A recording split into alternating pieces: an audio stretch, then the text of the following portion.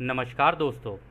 Law of one यानी एक का कानून, या कह लीजिए एक का ज्ञान, या कह लीजिए एक के तरीके, यह उसके 54 सत्र का चौथा भाग है। दोहराया जाता है कि इस किताब द्वारा दी गई सभी सूचनाएं और जानकारियां आप जान भी सकते हैं, मान भी सकते हैं, नज़रअंदाज भी कर सकते हैं और नकार भी सकते हैं, क्योंकि यह आपकी स्वतंत्र इच्छा या फ्री विल है, जो कि एक अनंत रचयिता द्वारा आपको दी गई है। एक बात और कही जाती है कि लॉ ऑफ वन पूरी तरह से सभी के लिए फ्री है। यदि कोई इकाई या व्यक्ति इसको निजी स्वार्थ के लिए इस्तेमाल करे तो वह उसकी व्यक्तिगत जिम्मेदारी होगी। और साथ ही साथ यह भी कहा जाता है कि यदि कोई व्यक्ति इसको अपनी भाषा में परिवर्तित करके दूसरों से साझा करना चाहे या फिर इन वीडियोस को अपने चैनल पर चलाना चाहे तो वह भी ऐसा कर सकता है, क्योंकि वह भी उसकी फ्री विल है। तो पहला सवाल डॉन करते हैं। अब ऐसा लगता है कि हम हमारे जन्म लेने से पहले या किसी भी जन्म में जब एक इकाई के रूप में विकास की प्रक्रिया के बारे में अधिक जागरूक हो जाते हैं और एक रास्ता चुन लेते हैं, चाहे वह पॉजिटिव हो या नेगेटिव, तभी किसी पॉइंट पर हम अपने जीवन के अनुभव में उन माध्यम के अनुभव को प्रोग्राम कर पाते हैं जो ऊर्जा केंद्रों को खोलने और संतुलित करने की प्रक्रिया में मदद करते हैं। क्या यह सही है? तो रा कहते हैं हाँ, यह सही है। तो दोस्तों, यहाँ पर जो डॉन ने सवाल किया ना, डॉन ने कहा कि हमारे जन्म लेने से पहले, मतलब अभी जो हमारा करंट जन्म है इससे पहले किसी न किसी जन्म के अंदर ये जो हम लोग अपने माध्यम लगा के आते हैं ना कि हमारा झुकाव बने पॉजिटिव साइड में या नेगेटिव साइड में, ये तब ही होता है कि जब आप अपने पिछले जन्म के अंदर अपने इवोल्यूशन के अंदर, मतलब अपने विकास के अंदर उस लेवल पे आप पहुंच चुके हो कि जहां पर अब आप इतने, आपके पास एबिलिटी आ चुकी है कि आप खुद अपने अनुभवों को प्रोग्राम करो, यानी कि अपनी वीडियो गेम खुद डिज़ाइन करो कि मैं इसको कैसे खेलूँगा। और उसके अंदर जो माध्यम लगेंगे, यानी कैटलिस्ट जो लगेंगे, वो आप खुद ही चुनाव करते हो कि हाँ ये लगाऊंगा ताकि मेरा झुकाव अगर नेगेटिव दिशा के अंदर है तो नेगेटिव ही हो जाए पूरा, पॉजिटिव दिशा के अंदर है तो पॉजिटिव ही हो जाए पूरा। हालांकि यहाँ पर आके ज़्यादातर लोग कंफ्यूज हो जाते हैं क्योंकि यहाँ पर भूलने का पर्दा लगा हुआ है। तो फिर अगला सवाल डॉन करते हैं। यदि पिछले जन्म से देखें तो, जिसे आप भौतिक रूप से जन्म ली गई अवस्था कहते हैं, जो पूर्ण या लगभग पूर्ण अवस्था में हैं, तो इसका उद्देश्य उस समय ऐसा लगता है कि प्रोग्राम किए गए माध्यम का अनुभव करना है और फिर उस माध्यम को एक कार्य हिसाब से आगे विकास करना है। क्या यह सही है? तो यहाँ पर भी डॉन ने अच्छा सवाल कर लिया है कि अगर हम अपने पिछले जन्मों से देखें तो जिस तरीके का शारीरिक रूप अभी हमारा है, जिसमें अभी हम करंटली हैं, हो सकता है इससे पहले भी उसी की मतलब अवस्था में हो, ये हो सकता है इस ग्रह पे हो या किसी और ग्रह पे हो, जहाँ पर भी हो, मतलब एक शारीरिक रूप हो हमारा बस, तो जो कि मतलब एक पूर्ण अवस्था माना जाता है कि हाँ भाई एक शारीरिक रूप है। तो कह रहे, तो इसका उद्देश्य ये होता है कि हम अपने प्रोग्राम को बनाएं, अपनी वीडियो गेम को डिज़ाइन करें और उसके अंदर माध्यम लगाएं और उसके अकॉर्डिंगली अपने अनुभव यानी अपने एक्सपीरियंसेस को लेते जाएं और इन माध्यमों का इस्तेमाल करते हुए अपना विकास आगे चलाएं, यानी कि अपना एक झुकाव बनाते हुए चलें और अपना कंटिन्यूअस इवोल्यूशन भी करते चलें कि हम किस तरीके से रचयिता की दिशा के अंदर बढ़ेंगे, यानी रचयिता बनने की दिशा में बढ़ेंगे, लेकिन किस रास्ते को चुनेंगे, नेगेटिव या पॉजिटिव। क्या यह सही है? तो राय इसका जवाब देते हैं, हम स्पष्टता के लिए पुनः दोहराएंगे। किसी भी इकाई के भौतिक रूप से जन्म लेने या फिर उसके अस्तित्व का उद्देश्य मन, शरीर और आत्मा का विकास करना है। ऐसा करने के लिए माध्यम का होना ज़रूरी नहीं है। हालांकि माध्यम के बिना विकसित होने की इच्छा और उस प्रक्रिया में विश्वास सामान्य रूप से मैनिफेस्ट नहीं होता है और इस प्रकार विकास भी नहीं होता है। इसलिए माध्यम को प्रोग्राम किया जाता है और इस प्रोग्राम को इकाई की अलग अलग आवश्यकताओं के लिए डिज़ाइन किया जाता है। इस प्रकार यह इच्छा करने योग्य है कि यह इकाई सचेत होकर अपने अनुभव संबंधी माध्यम की आवाज़ को ध्यान से सुने, उसे बटोरे या इकट्ठा करे जिसे बटोरने के लिए उसने जन्म लिया है। तो दोस्तों, यहाँ पर बहुत ही सुंदर जवाब दिया रा ने कहा कि देखो, ये जो शारीरिक रूप है ना, जो अभी हम लोगों को मिला हुआ है यहाँ पर, कह रहे उसका जो मेन पर्पस है ना, वो ये है अपने मन, शरीर और आत्मा को कंटिन्यूसली आगे विकसित करता हुआ चला जाए। और वो तब होता है जब वो जितने ज़्यादा अनुभव लेगा और जितनी ज़्यादा अपनी सोच को विकसित करेगा। सोच जितनी ज़्यादा विकसित होती जाएगी ना, उसी के अकॉर्डिंगली उसका एक्शन भी चेंज होता जाएगा, ठीक है ना। और इसमें भी उन्होंने ये कहा कि इसको करने के लिए ये ज़रूरी नहीं है कि कैटलिस्ट की ज़रूरत पड़े, माध्यम की ज़रूरत नहीं है, लेकिन अगर माध्यम नहीं लगाए ना तो इंसान की इच्छा नहीं होती है करने की, और जब इच्छा ही नहीं होगी तो वो जितनी भी चीज़ें, उसका विश्वास जो है रचयिता की ओर मतलब डेवलप होना, या फिर अपने रचयिता को समझना, या अपने आप को खुद को समझना, कह रहे उसकी इच्छा ही नहीं उसके अंदर डेवलप होगी, क्योंकि माध्यम लगे ही नहीं है। जब तक या तो चोट खाएगा या खुशी, दोनों में से एक चीज़ चाहिए। अब इन दोनों में से जब वो चीज़ें चल रही होंगी, दुख तकलीफ़ें ये सारी चीज़ें चल रही हैं, या खुशी ही उसको मिलती चली जा रही है, तो उसके हिसाब से उसका झुकाव बनेगा ना, उसी के हिसाब से उसकी इच्छाएं होंगी, ठीक है ना। तो जैसे जैसे इच्छाएं होती जाएंगी वैसे वैसे उसका विकास भी होता चला जाएगा। तो किसी भी इंसान के विकास के लिए जो मेन प्रायोरिटी है, जो मेन प्रायोरिटी अगर किसी चीज़ को दी जा सकती है तो वो है इच्छा, यानी इच्छा शक्ति, कि उसकी इच्छाएं क्या क्या हैं। जैसे जैसे इच्छाएं होती जाएंगी, डेवलप होती जाएंगी, एक इच्छा खत्म होगी दूसरी आएगी, दूसरी खत्म होगी तीसरी आएगी, इसके अकॉर्डिंगली ही वो आगे बढ़ना शुरू होता है। और इसी के लिए उन्होंने कहा है कि इसीलिए ये जो माध्यम है ना, इनको प्रोग्राम किया जाता है। और उन्होंने ये भी कहा है कि अलग अलग आवश्यकताओं के हिसाब से डिज़ाइन होता है, कि मतलब आपको किस लेवल पे किस चीज़ की आवश्यकता है। कई लोग कहते हैं ना कि आए मेरे जीवन में दुख आ गया, मेरे जीवन में तकलीफ़ आ गया, अरे उसकी आवश्यकता थी इसलिए आया, क्योंकि आप अपना रास्ता नहीं चुन रहे हो। जब आप अपना रास्ता चुन लोगे ना तो धीरे धीरे आप देखोगे ये कम होने शुरू होंगे। शुरुआत में एकदम से बड़े बढ़ जाएंगे एकदम से, फिर धीरे धीरे कम होने शुरू होंगे दुख तकलीफ़ें आपकी, ये अपने आप ही हो जाएंगी। क्योंकि जब आप अपने ऊपर ही फोकस करते चले जा रहे हो, अपने कंटिन्यूस अपनी इवोल्यूशन के ऊपर आपका ध्यान जा रहा है, अपने विकास के ऊपर ध्यान जा रहा है, तो आप बाहरी दुनिया के साथ ना ज़्यादा इतना वो करोगे नहीं। आपको ये पता है कि सेवा करनी है, अब एक की करूं या 10 की करूं, उससे क्या फ़र्क पड़ रहा है। एक का कर दिया तो भी सभी के लिए हो गया, है ना। तो जितनों के लिए आप करते जाओगे ना उतना ही अच्छा है। हालांकि जितने ज़्यादा कर पाए उतना बढ़िया है, खुद भी सीखते गए दूसरों को भी सिखाते गए, ऐसे ही चलता है पूरा का पूरा काम। और इसमें भी उन्होंने एक और इंटरेस्टिंग चीज़ बोली है कि इसलिए हम कह रहे हैं कि जब उसकी जीवन में माध्यम लग रहे हो ना तो ध्यान से उसको देखे, सुने, उसे बटोरे, इकट्ठा करे, जिसे बटोरने के लिए उसने जन्म लिया है यहाँ पर। और ये जन्म लेने का ये जो है ना, ये बटोरने का ये जो बात की है यहाँ पे राने, उन्होंने ये कहा है कि भैया किसी भी तरीके की तुम्हारी ज़िंदगी में चीज़ें चल रही हों, इन अनुभवों को बैठ के सोचो कि तुमने क्या क्या अनुभव किया है। और ज़्यादातर केसेस में दोस्तों ऐसा होता है, जब आप बैठोगे ना अपने बचपन से लेके अभी तक की ज़िंदगी आप देखोगे ना, मैक्सिमम चीज़ें आप भूल चुके होगे। उसके अंदर की केवल इम्पॉर्टेंट इंसिडेंट्स जो आपकी लाइफ में हुए ना, या चीज़ें जो हुई हैं आपकी लाइफ में, बस वही याद रहते हैं। जितनी चीज़ें रिपीट होती जाएंगी ना उतनी चीज़ें आप भूलते जाओगे।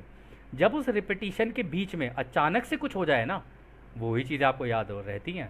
और अगर आप उन्हें नोटिस करो तो आपको पता चलेगा कि वही माध्यम है। ऐसे ही पता चलता है माध्यम का। खैर, फिर अगला सवाल डाउन करते हैं। तब ऐसा लगता है कि जो लोग पॉजिटिव रास्ते में हैं उसी के विपरीत वो लोग भी हैं जो नेगेटिव रास्ते पर हैं। उनके पहले 3 किरणों में, यानी कि लाल, नारंगी और पीले में, ठीक एक दूसरे के विपरीत उद्देश्य होगा। हर रास्ता किरणों का ठीक विपरीत तरीके से उपयोग करने का प्रयास कर रहा होगा। क्या यह सही है? तो डॉन ने यह भी पूछ लिया कि ये जो पॉजिटिव और नेगेटिव वाले जो होते हैं, इनके जो नीचे के 3 चक्र होते हैं, यानी रेड रे, यानी रूट चक्र, सेक्रल चक्र और सोलर प्लेक्सस, अगर इसकी बात करें हम तो कह रहे तो इसका मतलब इन दोनों तरीके के लोगों में, नेगेटिव में और पॉजिटिव में, इसका इस्तेमाल करने का ना तरीका बिल्कुल विपरीत होगा। एक तो हो सकता है कि मतलब पॉजिटिव दिशा में दूसरों की सेवा, प्रेम, प्यार इस तरीके से जा रहा हो, दूसरा क्रूरता के रास्ते पे निकला हुआ हो। क्या ये सही है? तो राह कहते हैं यह आंशिक रूप से और काफ़ी हद तक सही है। इकाई को बनाए रखने के लिए आवश्यक हर केंद्र में ऊर्जा होती है, जो कि सही रचना और संरचना में अनुभव के लिए वाहन होता है। दोनों नेगेटिव और पॉजिटिव इकाई संपूर्णता को बनाए रखने के लिए प्रत्येक केंद्र के इस छोटे से हिस्से को बचा कर रखते हैं। हालांकि इस बिंदु के बाद ये सही है कि नेगेटिव इकाई अपने नीचे के तीनों केंद्रों का इस्तेमाल विभाजन के लिए, दूसरों पर नियंत्रण करने के लिए, व्यक्तिगत दावे से, यानी कि बस अपनी ही बात को आगे रखने से, और आपके समाजों में होने वाली गतिविधि में करेगा। इसके विपरीत पॉजिटिव झुकाव वाली इकाई तीव्र लाल किरण यौन ऊर्जा को हर एक किरण ऊर्जा में परिवर्तित कर देगा और नीले और इंडिगो में चमकेगा। और ठीक इसी तरह वो खुद की ऊर्जा को समाज में भी परिवर्तित करता है, जिसमें इकाई लीन होकर दूसरों की सेवा करता है और बदले में पाने की अपेक्षा के बगैर दूसरों को अपनी चमक और प्रकाश देता है। दोस्तों इतना सुंदर और इतना बढ़िया जवाब है ना, बिल्कुल क्लियर जवाब है ये। रा ने यहाँ पे ये बोला है, उन्होंने कहा है कि देखो ये आंशिक रूप से ही नहीं, ये काफ़ी हद तक सही है जो तुमने बोला है।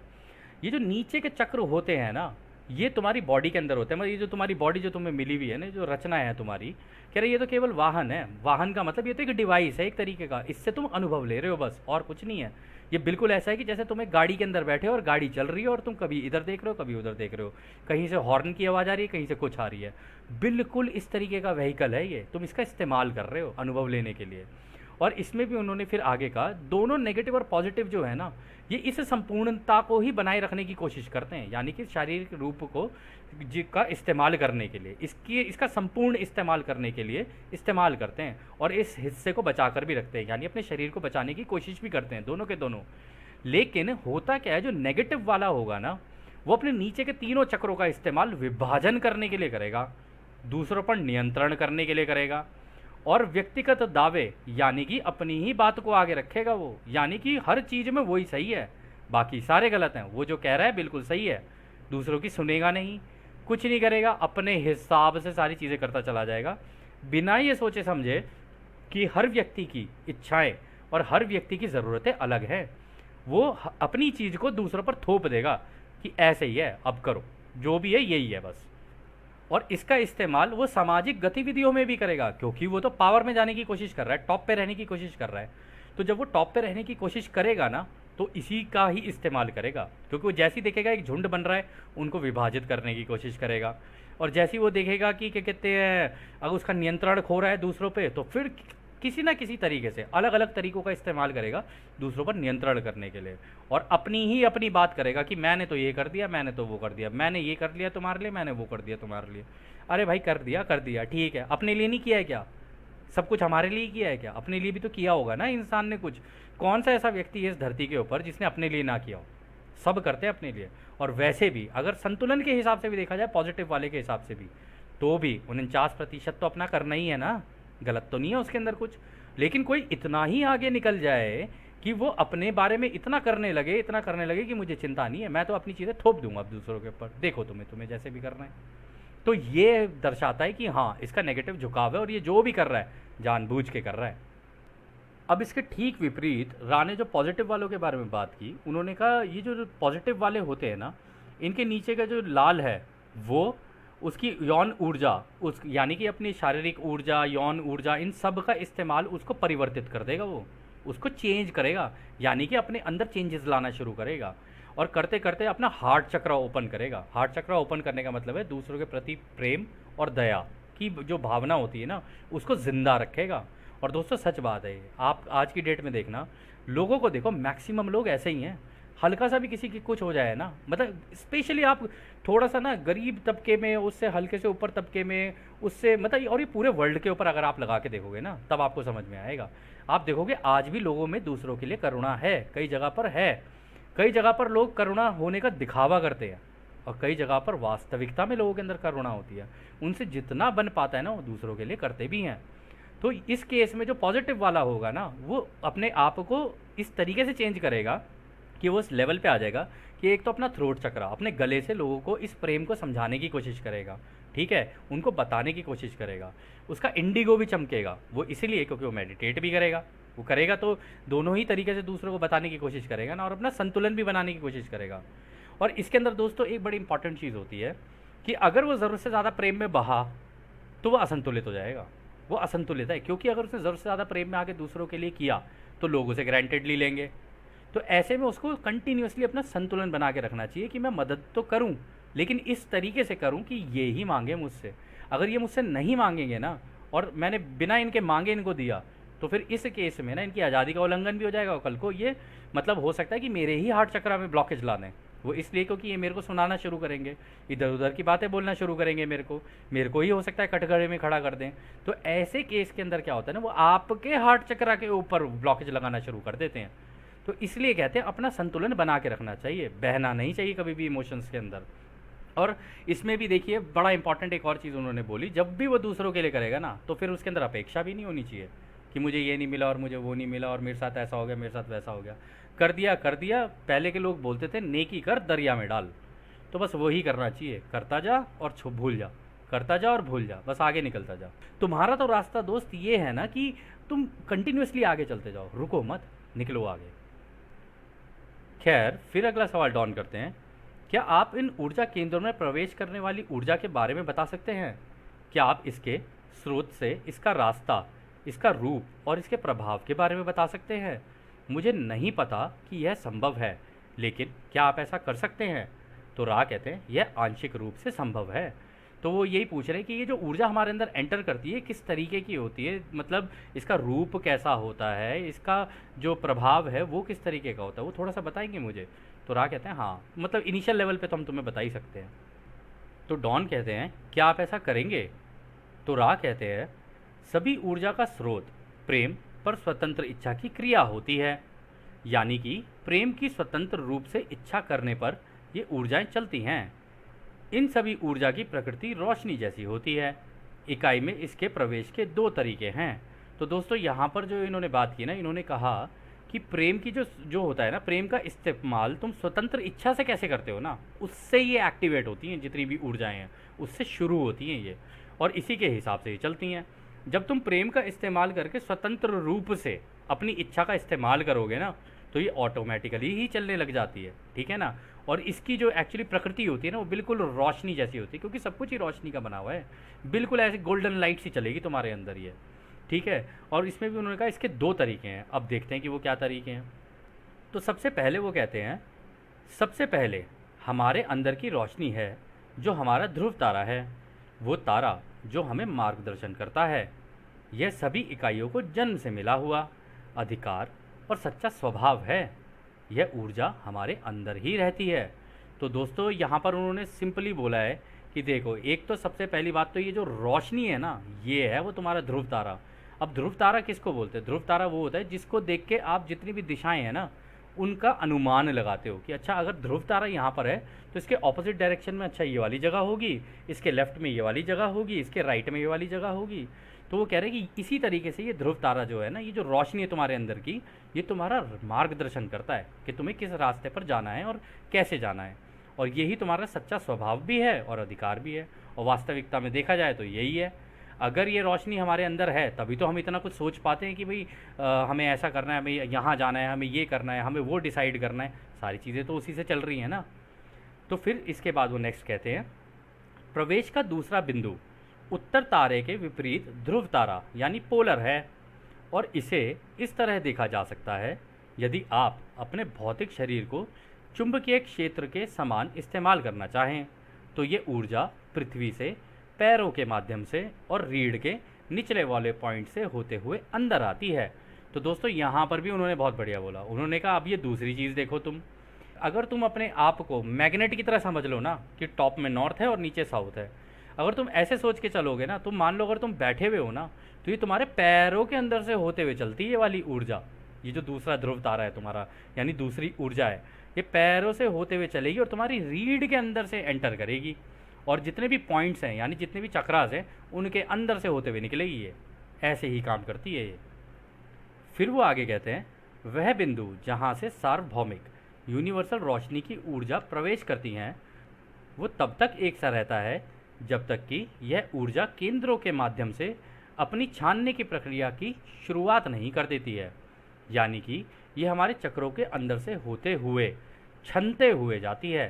प्रत्येक केंद्र की आवश्यकताएं और क्षमता जिसके साथ व्यक्ति ने अंदर की रोशनी में टैप करना सीखा है, वो तय करता है कि इन अंदर की ओर आने वाले प्रवाहों को इकाई द्वारा किस तरह से उपयोग किया गया है, यानी कि ये रोशनी किस प्रकार उसके चक्रों से होते हुए अंदर की ऊर्जा से मिलेगी। तो दोस्तों यहाँ पर उन्होंने बिल्कुल सही बोला। उन्होंने बोला ये जो यूनिवर्सल रोशनी है ना, ये जो गैलेक्टिक सेंटर से चलती है, आपको याद होगा पिछले सेशन में भी राने इसी के बारे में बताया था। तो उन्होंने कहा है कि ये तब तक अंदर तुम्हारे ऐसे रहती है, वैसे तो ये एंटर करेगी तुम्हारे अंदर, लेकिन ये तब तक ऐसे रहती है कि जब तक तुम कुछ एक्टिविटी वगैरह शुरू ना करो। जैसे ही तुम शुरू करते हो, अब चाहे तुम मेडिटेशन कर रहे हो या कोई एक्शन ले रहे हो, ये सारी चीज़ें जब तुम कर रहे हो ना, तभी तुम्हारे अंदर एंटर होनी शुरू होगी और धीरे धीरे छनती भी जाएगी। यानी कि जितनी ज़रूरत है रेड मतलब रूट चक्रा को, उतनी उसको मिलेगी। फिर छन के आगे जाएगी, फिर सेक्रल चक्रा को मिलेगी, फिर छन के आगे जाएगी, फिर सोलर प्लेक्सस को, फिर ऐसे ही करते करते करते करते आगे जाएगी ये। जिस चक्र में जितनी ज़रूरत है उतनी ही वहाँ पर जाएगी ये। और जिसने अपने अंदर की इस रोशनी को टैप करना सीख लिया, यानी कि मेडिटेशन के द्वारा, तब वो इसका संतुलन बनाना शुरू करता है। और जब वो मेडिटेट करेगा और एक्शन लेगा, तब इन दोनों का जो उसका कॉम्बिनेशन बनेगा ना, तब ये धीरे धीरे धीरे धीरे छनते हुए ऑटोमेटिकली संतुलन में आनी शुरू हो जाती हैं। और इसके अंदर का प्रवाह भी जो वो कह रहे हैं ना, ये हर प्रत्येक इकाई के ऊपर है कि वो इसका उपयोग कैसे करेगा। जैसे वो उपयोग करेगा ना, उसी तरीके से अंदर के चक्रों के अंदर जो है ना चेंजेस आने शुरू हो जाएंगे, या कह लो उसी तरीके का संतुलन उसके अंदर या असंतुलन उसके अंदर आना शुरू होगा। खैर, तो अगला सवाल डॉन करते हैं, क्या अनुभव संबंधी माध्यम उसी रास्ते पर चलता है? यह एक बेवकूफ़ी भरा सवाल हो सकता है। तो रा कहते हैं, यह एक अर्थहीन सवाल नहीं है, क्योंकि ऊर्जा केंद्रों के माध्यम और आवश्यकताएं या विकृति दो विचार हैं जो आपस में कसकर जुड़ी हुई हैं, जैसे कि रस्सी के दो धागे।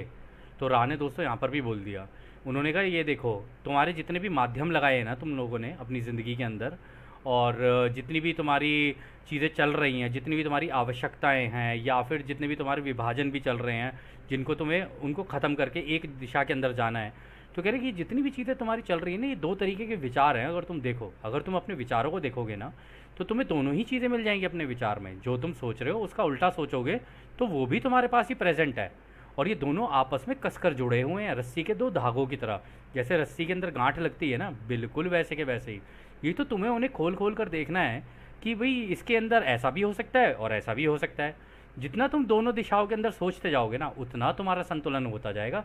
वो इसलिए क्योंकि अब तुमने दोनों डायरेक्शंस के अंदर सोच लिया है, और अब तुम्हें पता है कि तुम्हें कौन सा रास्ता लेना है और कौन सा रास्ता नहीं लेना है।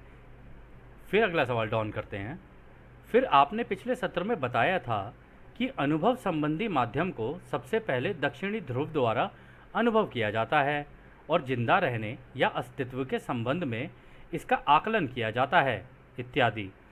इसलिए मैंने यह सवाल पूछा था, क्या आप इस विचार पर विस्तार से समझा सकते हैं? तो उन्होंने पूछा कि आपने कहा था ये नीचे से एंटर करती है, दक्षिणी ध्रुव से, यानी पैरों की तरफ से ये ऊर्जा एंटर करेगी। और मैं अनुभव के पॉइंट ऑफ व्यू से लेके चल रहा हूँ, एक्सपीरियंसेस जो हमारे चल रहे होते हैं। तो आपने बताया था जब वो सबसे नीचे से शुरू होगा तो इंसान का जो झुकाव होगा वो ज़्यादातर ज़िंदा रहने की जो चीज़ें होती हैं ना, जैसे कि अपना नौकरी, ये वो, घर बार चलाना, इन सब चीज़ों से रिलेटेड होता है। तो क्या आप इसको थोड़ा सा और एक्सप्लेन करोगे हमें, थोड़ा सा खोलकर?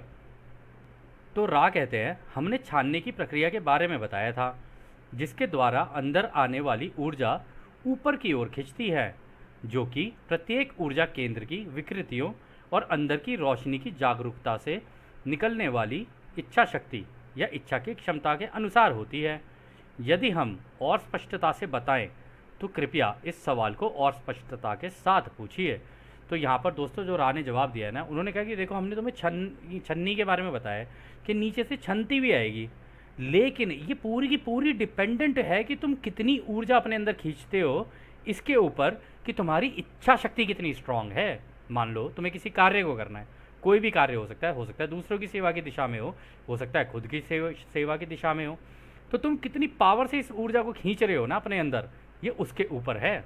तुम जितना अपनी इच्छा को स्ट्रांग करते जाओगे ना, उतनी ज़्यादा ये ऊर्जा तुम्हारे अंदर आनी शुरू होगी, और बाद में छनती छनती छनती छनती हर तुम्हारे चक्र के अंदर जाती जाएगी, और उतना ही उन्हें चमकदार भी बनाती जाएगी। इसी वजह से वो जो आपको याद होगा क्रिस्टल्स बन जाते हैं ना अंदर, उन्होंने कहा था कि ये जो तुम्हारे चक्र हैं इनके क्रिस्टल्स बनते हैं, वो इसी कारण बनते हैं क्योंकि जितनी तेज़ी से ऊर्जा इसके अंदर से निकलेगी उतने ही ज़्यादा क्रिस्टलाइज्ड ये होते चले जाएंगे, क्योंकि तेज़ी से घूमेंगे। जितनी तेज़ी से ऊर्जा जाएगी उतनी तेज़ी से घूमेंगे। खैर, अगला सवाल डॉन करते हैं, मैं यह बयान दूंगा जो कुछ हद तक विकृत हो सकता है, और मैं इसे आपको ठीक करने देता हूँ। हमारे पास पैरों और रीढ़ की हड्डी के सबसे निचले भाग के माध्यम से आने वाली पूरी ऊर्जा है, जो इकाई को उस तरह से प्राप्त होती हैं जिसे हम प्रकाश कहते हैं। लाल से वायलेट तक के प्रत्येक ऊर्जा केंद्र से ये ऊर्जा जैसे ही मिलती है ये छनती जाती है, और इस ऊर्जा के एक हिस्से का उपयोग होता है। क्या यह सही है? तो डॉन ने भी अच्छा सवाल पूछा। उन्होंने कहा कि मैं एक स्टेटमेंट दे रहा हूँ, आप मुझे बताना मैं सही बोल रहा हूँ या गलत बोल रहा हूँ। आपने कहा कि ये ऊर्जा पैरों से चलती है और रीढ़ के रास्ते से होते हुए अंदर जाती है, और जैसे जैसे हमारे अनुभव चलते जाते हैं ये तेज़ी से अंदर एंटर करती जाएगी, हमारी इच्छा शक्ति पर है और ऊपर तक जाएगी, और निकलते निकलते जिस चक्र को जितनी ज़रूरत है उसको उतना उतना प्रकाश देती जाएगी, और जैसे जैसे जाती जाएगी ये छनती भी जाएगी साथ साथ। मतलब नीचे थोड़ी सी जितनी ऊर्जा ज़रूरत है उतनी लगी, फिर और छन के फिर और आगे गई, फिर और छन के फिर और आगे गई, ऐसी चलेगी, और जहाँ जहाँ जिस जिस हिस्से में जितनी की ज़रूरत है उतनी होगी। क्या ये सही है? तो रा कहते हैं यह काफ़ी हद तक सही है। अपवाद इस प्रकार है, ऊर्जा का प्रवेश इंडिगो किरण के साथ समाप्त होता है, जबकि वायलेट रे पूरे केंद्रों का एक थर्मामीटर या संकेत होता है।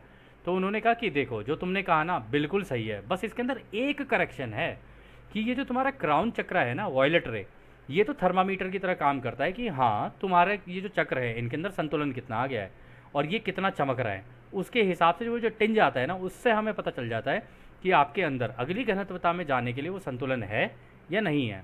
और दोस्तों इसका एक कारण है, अगली घनत्वता माना प्रेम की है, समझदारी की है, जबकि रा ने कहा है कि ये जिस घनत्वता में तुम रह रहे हो ये प्रेम और समझदारी की नहीं है, वो वाली प्रेम और समझदारी की है, और वहाँ पे संतुलन की ज़रूरत है। अगर तुम प्रेम में बहे तो हो सकता है कि तुम दूसरों की आज़ादी का उल्लंघन कर दो, हो सकता है तुम उनकी मदद के लिए तुम बिल्कुल ही अवतरित हो जाओ उनके सामने, हवा के अंदर से निकल आओ और वो तुम्हें भगवान मान लें, फिर क्या होगा? इस वजह से वो एक तरीके से तुम्हारे गुलाम हो जाएंगे। तो वो नहीं करना है तुम लोगों को पीछे ही रहना है। जब तक पूरी साइकिल ख़त्म ना हो, हार्वेस्ट का टाइम ना आए, तब तक तुम कुछ नहीं करोगे। हालांकि तुम दूर से ये ज़रूर कर सकते हो कि इनके आकाशों में आ गए, इनको दिख गए, इनको अनुभव दे दिए, तो ये सवाल करना शुरू करेंगे। आपको याद होगा रा ने इस बारे में बोला था, और उसका कारण भी यही है कि आपके पास इतनी समझदारी होनी चाहिए कि मुझे दूसरे की आज़ादी का उल्लंघन नहीं करना है। जब तक वो मांगे नहीं तब तक उसे देना नहीं है। ये बहुत इंपॉर्टेंट चीज़ है। और खुद से कभी भी इस तरीके की चीज़ मत करो। आप रहस्य क्रिएट कर सकते हो कि भाई वो मांग ले आपसे, लेकिन आप डायरेक्टली उसको दोगे ना, डायरेक्टली उसे पिन पॉइंट करोगे, डायरेक्टली कोई भी चीज़ करोगे ना, वो एकदम से उल्टी आके पड़ेगी आपके ऊपर। खैर, तो अगला सवाल डॉन करते हैं। जब यह ऊर्जा केंद्रों द्वारा अवशोषित की जाती है, किसी बिंदु पर यह न केवल उसके अस्तित्व में अवशोषित होती है, बल्कि ऊर्जा केंद्रों के माध्यम से बाहरी रूप से भी चमकती है। मेरा मानना यह है कि यह नीले केंद्र से शुरू होता है और इंडिगो और वायलेट के साथ भी ऐसा होता है। क्या यह सही है? तो यहाँ पर वो ये कह रहे हैं कि मैं अब थोड़ा सा समझ रहा हूँ इस चीज़ को, ठीक है, कि हर ऊर्जा केंद्र ना जितनी उसको ज़रूरत है ना उतनी ही एब्जॉर्ब करेगा, उतनी ही खींचेगा अपनी जगह, है ना। और किसी न किसी लेवल पे जाके ये बिल्कुल ऐसा होगा कि बाहरी रूप से भी चमकेगी, यानी कि चक्र के अंदर तो जाएगी लेकिन चक्र के बाहर भी चमकना शुरू करेगी। और मेरा मानना ये है, और ऐसा ही हमारे नीले केंद्र के साथ भी होगा, इंडिगो के साथ भी होगा और वायलेट के साथ भी होगा, यानी गले का चक्र और जो हमारा पिनियल ग्लैंड है उसके साथ, और जो हमारा वो क्राउन चक्र है उसके साथ भी। क्या ये सही है? तो रा कहते हैं, सबसे पहले हम ये कहेंगे कि हमने पिछले सवाल का जवाब देना अभी ख़त्म नहीं किया है, और शायद इस प्रकार दोनों का जवाब यह कहकर दे सकते हैं कि पूरी तरह से सक्रिय इकाई में ऊर्जा केंद्र को ट्यून करने के लिए अंदर की ओर आने वाली रोशनी के छोटे हिस्से की ज़रूरत होती है। बाकी की बची हुई रोशनी का बड़ा भाग ऊपर की ओर प्रवाहित होने और आकर्षित होने के लिए स्वतंत्र होती हैं। आपके दूसरे सवाल का पूरी तरह से जवाब देने के लिए हम कह सकते हैं कि यह सही है कि रोशनी यानी रेडिएशन बिना किसी प्रतिक्रिया की आवश्यकता के नीली किरण से शुरू होती हैं। हालांकि हरी किरण महान माध्यमिक या बीच की किरण होने के कारण इस पर ज़्यादा ध्यान देने की ज़रूरत है, क्योंकि जब तक कि सभी प्रकार की ऊर्जा के स्थानांतरण या ट्रांसफ़र का अनुभव नहीं किया जाता है और उस पर काफ़ी हद तक महारत हासिल नहीं कर ली जाती है, तब तक नीले और इंडिगो किरण में रुकावटें होंगी। फिर से वायलेट किरण की चमक इस परिस्थिति में एक ऐसा स्रोत या साधन है जिससे इंडिगो किरण के माध्यम से अनंत बुद्धिमानिता से संपर्क किया जा सकता है। इसकी चमक तब वायलेट रे नहीं बल्कि हरे, नीले या इंडिगो होंगे, जो उस प्रकार की बुद्धिमानी की प्रकृति पर निर्भर करते हैं जिसे अनंत ने देखे या समझे जाने वाली ऊर्जा में लाया है। इस मामले में ग्रीन रे प्रकार का चमक हीलिंग है, ब्लू रे आपसी बातचीत या सूचना का आदान प्रदान और प्रेरणा है।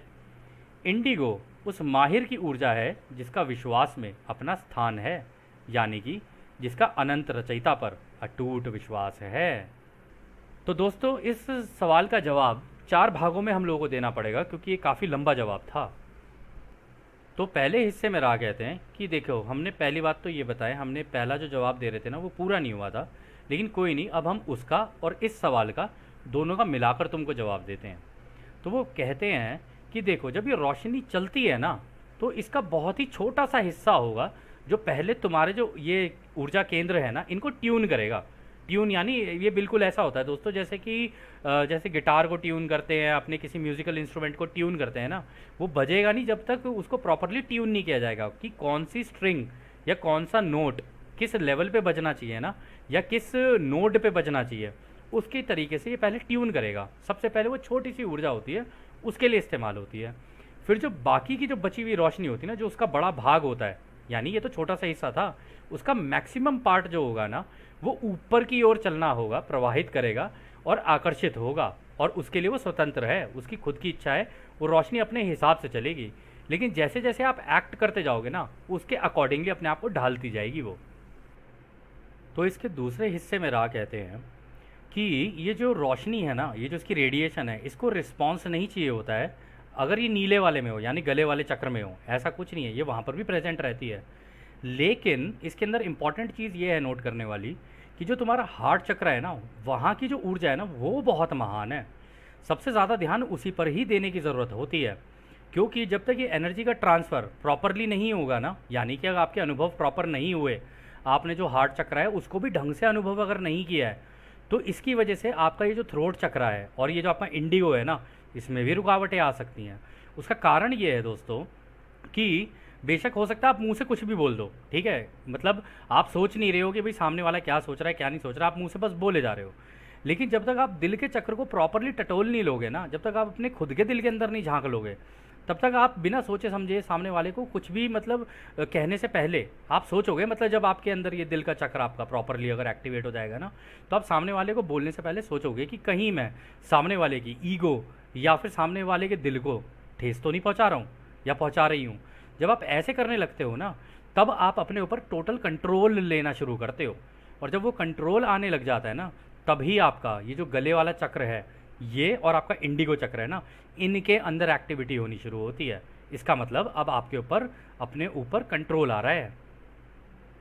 फिर इसके आगे वो ये कहते हैं कि ये जो वॉयलेट चक्र है, तुम्हारा क्राउन चक्र है ना, इसके अंदर की जो चमक है वो एक ऐसा स्रोत या कह लो एक ऐसा साधन बन जाता है आपके लिए, जिससे इंडिगो किरण के माध्यम से, यानी कि आपका ये जो इंडिगो है ना, इसके पीनियल ग्लैंड, इससे होते हुए ऊर्जा ऊपर की तरफ जाती है। मतलब जाती क्या है, वो उसी के अकॉर्डिंगली उसको देख रही होती है वो, ठीक है, इस वॉयलेट के अंदर, क्योंकि उसका वो तो टोटल सम है। तो उस वॉयलेट चक्रा का इस्तेमाल करके, उस क्राउन चक्रा का इस्तेमाल करके आप अनंत बुद्धिमानिता, यानी अनंत रचयिता की जो ये अनंत रचना है ना, इसकी बुद्धिमानिता से संपर्क कर सकते हो। यानी कि ये जो पूरी रचना हुई है ये कैसे हुई है और इसके अंदर क्या क्या जानकारियाँ वो ले सकते हो। लेकिन इसमें भी इम्पॉर्टेंट है कि तब तक वायलेट नहीं होता है, शुरुआती दौर में वायलेट नहीं होता है ये पहले या तो हरा होगा, उसका कारण ये है क्योंकि अभी आप प्रेम को समझना शुरू कर रहे हो। फिर ये नीला होगा हल्का सा, वो नीला इसलिए होगा हल्का सा क्योंकि अब आपने जो प्रेम को समझा है अब आप दूसरों से साझा कर रहे हो। फिर ये इंडिगो कलर का होगा, इंडिगो यानी कि आपका ये पीनियल ग्लैंड वाला जो होगा ना उस कलर का होगा पहले, मतलब तो तीसरे लेवल पे जाके। और उसका भी एक कारण है, वो इसलिए क्योंकि जब आप अनंत बुद्धिमानिता से संपर्क कर रहे हो ना इस क्राउन चक्रा का लेके, तो इंडिगो का भी ये जो मतलब आपका इंडिगो पीनियल ग्लैंड है, इसमें फड़फड़ाहट जब होनी शुरू होती है तो इसका मतलब वो ओपन कर रहा है, अब गेट हुआ, वो दरवाज़ा खोल रहा है। तो जो खुलता है ना, तो पहले वो नीली रोशनी ऊपर जानी शुरू होगी, आपकी इंडिगो वाली रोशनी ऊपर जानी शुरू होगी, फिर जाके नीचे के जितने भी हैं ना उन सब का मिलके ऊपर जाके एक वॉयलेट कलर का बनता है। और ये भी डिपेंडेंट है कि ये जो कलर्स है ना, ये ग्रीन कलर हो गया आपके क्राउन चक्रा का, फिर नीला हो गया, फिर इंडिगो हो गया, ये इस चीज़ के ऊपर निर्भर करता है कि जो अनंत रचयिता द्वारा, यानी हमारे जो रचयिता हैं, क्योंकि हमारे रचयिता कौन है, हमारे लोगोस की तरफ से जो ऊर्जाएं चल रही हैं, जिस तरीके की बुद्धिमानी आप ले रहे हो ना उनसे, क्योंकि कनेक्शन तो बन गया, अब आप उसके अंदर से क्या चीज़ ले रहे हो वो आपके मांगने के ऊपर निर्भर करता है। कि आप उसके अंदर से कौन सी इन्फॉर्मेशन मांग रहे हो। तो जिस तरीके की दिल से रिलेटेड मांगोगे तो उसकी तरीके का कलर हो जाएगा। अगर आप मतलब कि मैं क्या बोलूँ, कैसे बोलूँ, इस चीज़ को एक्सप्रेस कैसे करूँ, तब उसके जैसा कलर हो जाएगा। अगर आप और फर्दर एडवांस लेवल पे जाना चाहते हो कि ये जो मेरा इंडिगो है इसका मैं इस्तेमाल करूँ कि ये जो मैजिकल चीज़ें होती हैं कि रचनाएं कैसे होती हैं, जब आप उस लेवल पे करोगे तो फिर ये इंडिगो का कलर होना शुरू हो जाएगा। तो ये सारी चीज़ें ना, आप क्या जानना चाहते हो, आपकी इच्छा क्या है, उसके ऊपर निर्भर है। फिर इसके आखिरी हिस्से में रहा कहते हैं कि ये जो ग्रीन वाला होता है ना, जब तुम इसके ऊपर महारत हासिल कर लेते हो तो तुम्हारी ये हीलिंग की जो वो है ना, वो एक्टिवेट हो जाती है कि तुम दूसरों को हील कर सकते हो। और ये जो ब्लू वाला जब एक्टिवेट होता है तो तुम सूचना का आदान प्रदान या दूसरों के लिए इंस्पिरेशन बन जाते हो, तब ऐसा करने लग जाते हो।